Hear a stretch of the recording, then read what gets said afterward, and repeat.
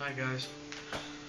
Um, so yeah, this is an update and a vlog for the Inktober work that I was making, and a bit of a catch up really. So you should see through, well, you'll see through this video, I've been using this little sketchbook for my Inktober work. I always struggle with Inktober, it never quite worked out how I want it to. So this year I had more of a plan, because that's one of the things I don't normally have. Normally I just wing it. So I had more of a plan. So I'd research. I've always liked folk tales and different stories, fantasies, stories. Cat's just appearing from nowhere. What are you doing? Want your 5 minutes of fame? Good. Off you go. So yeah, I like folk tales and the likes, especially find quite interesting the Gaelic ones, and Scottish, English, Irish, the old folk tales, and different characters and things from those. So I basically compiled a bunch of different ones from mainly down that side, but also I had looked at a few different ones as well from around the world that I thought were quite interesting. I picked out my favourite ones from about 50, 60, something like that, and then set them up for each day, and I'd work my way through them. So I started off with the book. I left some pages blank first, and then started out with the Wendigo piece. It's a Northern American one, essentially spanned from cannibals. I was planning on showing each of these, telling you a little bit about them, but yeah, things didn't quite go as planned with them. So I went through them first with these circles, and working mainly with pen and hatching for it, and then I reached a point where I'd made a couple of pieces that I wasn't too happy with, and felt quite disheartened by them. I basically thought, what the whole point of Inktober, it was originally made to try and test and develop yourself and push yourself. So that's what I thought I'll use it for. I'll try out some different techniques and see how they go. So I just completely went with kind of my instincts on how I wanted to do the werewolf part. Is inspired through one of the scenes from the Harry Potter movies, and if you know me, know that I'm a big Harry Potter fan. And Remus Lupin's my favourite character, so the moment when he transforms into a werewolf, and he gets told like quite a nice line, or a line that I liked anyway, from Sirius Black, and I'll probably get the line wrong, try and remember it now, but something along the lines of this heart is where you truly belong, something along those lines. So yeah, so it kind of inspired it. So changed things completely up. So for example, the Tikbalang from Filipino folklore there, compared to the style for the werewolf. It's completely changed up, but I liked it. I felt that I did quite well with it. I quite liked it. It did what I wanted it to do. So I went down that route of I'll do another batch like this. I'll keep going like this for a while and then possibly change again. And then the same thing happened where I wasn't so happy with a couple of pieces that I'd made. They weren't to my best standard. I just thought, why am I kind of spending time pursuing these pieces that I'm struggling with, or not working too well with, why not instead just have a big think about the artwork I'm making all in all, and what I need to do, because I've been doubtful with some of my work for quite some time. There's been a few times where I've tried to assess it and change it and see what needs changing, what needs work, and every time it kind of comes back to the same kind of style of work, I suppose. I mean, I'm happy with where I'm at. It's been 4 years since I started illustrating more, 4 years since I picked up paintbrush and watercolours, and I'm very happy with how I've progressed over the years, but I'm still not at a point where I'm happy with it completely. It's that consistency now, so I know that I've got the abilities to make the work, but it's that consistency to be able to say I can hit it how I want every single time, and that comes with practice. So yeah, as an update, so that was my Inktober stuff. As you'll see through the video, you'll see me making the werewolf, and what else was I going to show you? I was going to show you my lovely little green book, which you will have seen from one of my other videos while I was doing the September vlog. This is the one that I had picked up specifically for reference drawing. I always skip the first couple of pages. I've got a note in there of when I started, which was back in July, which started off well.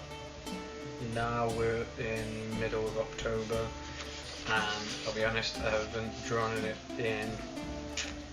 since September. September was the last time I've drawn in it. So I was doing basically reference drawings, still life drawings in them, and then just kind of stopped. I think I might have mentioned it in one of my other videos about my uncle dying, and that as well as some tricky stuff going on in my personal life. It's kind of made things kind of difficult for me. So yeah, it's been a bit of a tricky time. It always is this time of the year for the past 4 years probably. This time of year is always the trickiest. It's annoying because it's my favourite time of the year. Just had my birthday back in September. Autumn, I love autumn, love Halloween. So yeah, it's my favourite time of the year, but it always seems to be the roughest time of the year. So what I will be doing is basically getting back on track with this, because it's something that I always preach to any students that I have that want to improve their artwork, is life drawing. That improves it massively. So I've got to get onto a schedule and start getting back on track with these. I had hoped that I would have filled this book by next July, but if I go at it the way I have been doing, not a chance. So yeah, sort that out, get that sorted out. And then again, like what I tell students, I'm going to practice what I preach and take a closer look at artists that I love the work of, seeing their techniques, and basically seeing how I can incorporate the bits that I love about their work. How can I incorporate that in my own ways? How can I take those bits and mix it with my style and work on this, that and the other to create something basically that I'm happier with. Because at the minute there's something missing with my work, and I've been trying to put my finger on it. It's not so easy to do. Normally I ask my wife. She used to be a teacher as well. Her background's more down the graphic design route, so she is very good at being critical of the work, but very specific with it and constructive with it. So I tend to ask her more so than anybody else because I trust her opinion. So yeah, I've had a chat with her about it and what my issues are, what my thoughts are, and yeah, I've made a bit of a plan. Do the reference drawings, create more landscape work, because I've always viewed it as I would never be able to recreate what I can see with my own eye, so why try to an extent, which is just excuses really. So I will be working on my reference pieces, so doing my drawings. Croquet Cafe is a great place to go if you are looking for live drawings. If you can't access live drawings in your local area, or it's a bit tricky to, or you just prefer doing live drawings from your own home, then that's a great place. It's on YouTube. You can watch their videos. They have a website full of different videos and things as well. So yeah, so that's one thing that I'll be working on. Another thing, landscapes, seascapes, landscapes, because I just tend to avoid them in the past, so I'll be forcing myself to work on them. Looking at artists that I admire, possibly doing some studies of their work, and yeah, going from there. It'll probably seem like I'm pretty quiet on social media while I'm going through it all, because I won't necessarily be posting regularly on Instagram, for example, but I will be every so often putting videos on YouTube for it, so probably the place I'll be the noisiest over the next month or so will be on YouTube. At the same time as well, I have signed up for the NaNoWriMo, which is the National Novel Writing Month. I think that's what it stands for. It's an international thing, happens every year in November. Basically, we try to get you to write. Do you mind? This is Willow, by the way. Try to get you to write 50,000 words over the course of November.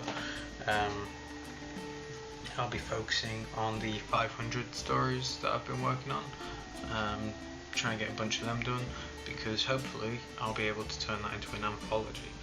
Now, the pieces that I've already made, and you'll know the stories because I read them along with the videos, maybe that I recreate them, because maybe after this process that I've discovered a style that I'm really happy with, and it's different to what I've been working in beforehand.